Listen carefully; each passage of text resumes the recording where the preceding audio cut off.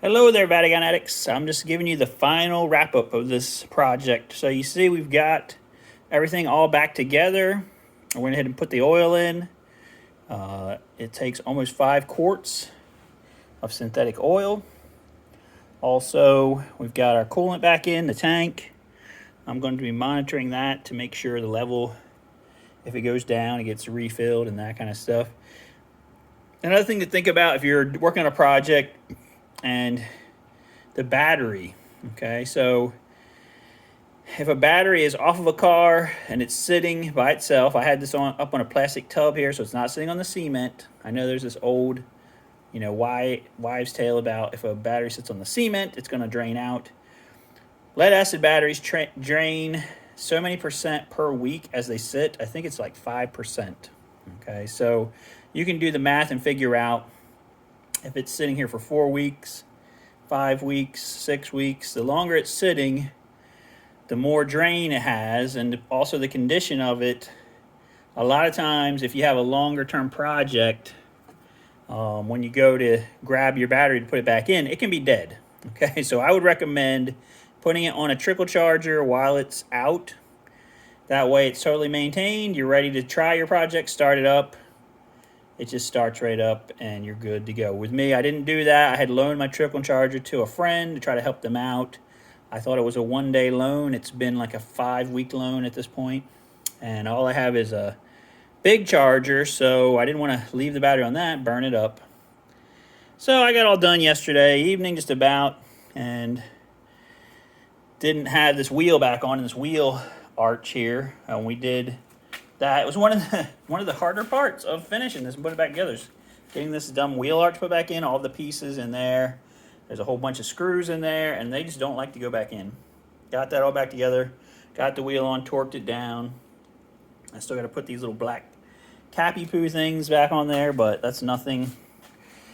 And, got it up and running. I guess I could start it for you in case you care about that part. It took a little bit of cranking to get it started because one of these fuel lines had to get unhooked to do the intake.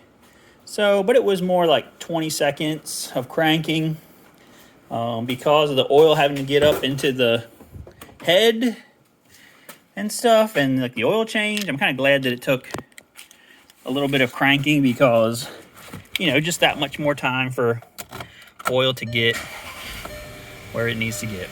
Okay, so you can hear start right up, purring like a kitten.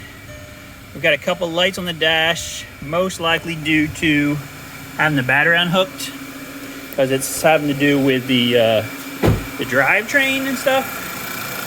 And I didn't mess with any of that stuff. So here's the motor. She's back to snapping away like normal. That's your normal sound from this thing. So I guess that's it, guys. Mission accomplished. I'm going to take it for a test drive, and I still have to put this big plastic cover on underneath. I looked under there, and it looked nice and clean under there still. I cleaned it up. Let me just show you under here. Cleaned it up and cleaned the pan and cleaned all this stuff up. So we're going to see, if we get any oil leaks back. You can see here's where it was all wet under here with oil, and now it's just back to being clean. You can see what's leaking. I'm gonna take a test drive, come back, look at everything one more time, put that pan cover back underneath because we can't see anything with that thing on, and that's gonna be it. All right, so let me shut her down here so I don't get asphyxiated. So, I thank you guys for coming along with this journey here. You can see that in some ways it wasn't too bad.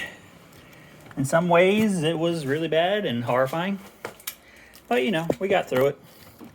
And so some of you folks are probably wondering, like, what happened? Because it's been a week since the last video we did.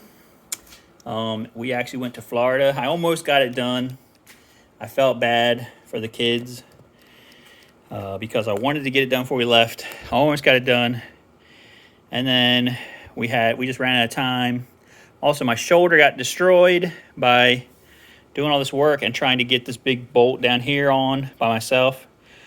A couple of days ago, my son-in-law came over. Between the two of us, we cranked that bad boy down. And so that's all done. Then I could finish putting back together the rest of the stuff I had to put back together. I had it done in like 45 minutes. And then it took me, I don't know, an hour and a half to do this stupid liner thing here in the wheel well. That was just being such a pain. But that's it, man. So that's all for the Volkswagen Tiguan 2009 video series. Thank you guys for coming along. Please like, share, subscribe. Let me know in the comments if you want me to do more stuff like this. I mean, I don't plan on working on this. I think the next car I'm going to work on is going to be a Vanagon Westie that we're going to be getting ready for sale. So, you know, let me know what you guys think. And we will see you guys later on.